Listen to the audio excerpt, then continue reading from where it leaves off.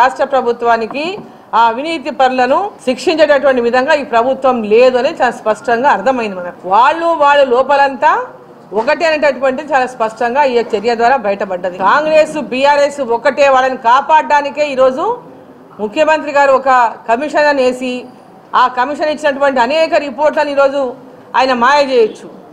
రేపు CBI enquiry అని చెప్పి ఆ సిబిఐ ఎంక్వైరీకి వీళ్ళు ఎంతవరకు సహకరిస్తాడో అనుమానమే ఉన్నది. రాష్ట్ర ప్రభుత్వం ఏమాత్రం సహకరిస్తుంది, ఎంతవరకు ఈ రాష్ట్ర ప్రభుత్వం సహకరిస్తుందని కూడా పెద్ద అనుమానమే. కాంగ్రెస్ పార్టీ చేతగానితనాన్ని ఎప్పుడు కూడా భారతీయ జనతా పార్టీ నెట్టేస్తుంది. మనం చూస్తూనే ఉన్నాం, ఏం కొత్త కాదు.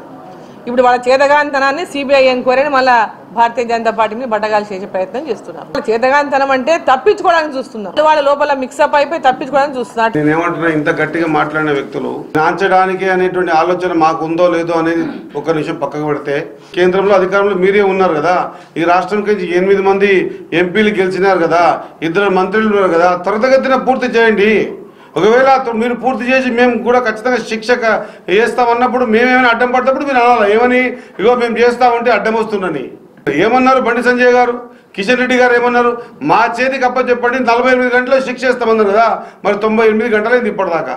మాట్లాడడం చాలా సులువు, కానీ ఆచరణలో పెట్టడం మాత్రం చాలా కష్టమైన పని. కాబట్టి ఎంత కష్టమైన తెలంగాణ ప్రజల కోసం, తెలంగాణ ప్రజలు ఏదైతే ఈ భారాన్ని ఇంత ఘోరంగా మోస్తున్న సందర్భాన్ని మన ప్రీత ముఖ్యమంత్రి గారు ఖచ్చితంగా సిబిఐ ఎంక్వైరీ చేసి దోషులను శిక్షించే విధంగా ఈ కార్యక్రమం తీసుకున్నారు. కాబట్టి ఖచ్చితంగా ఈ కార్యక్రమం మీ ద్వారా యావత్ ప్రజానికానికి తెలియజేయవలసిందిగా మీతో కోరుతా ఉన్నాను.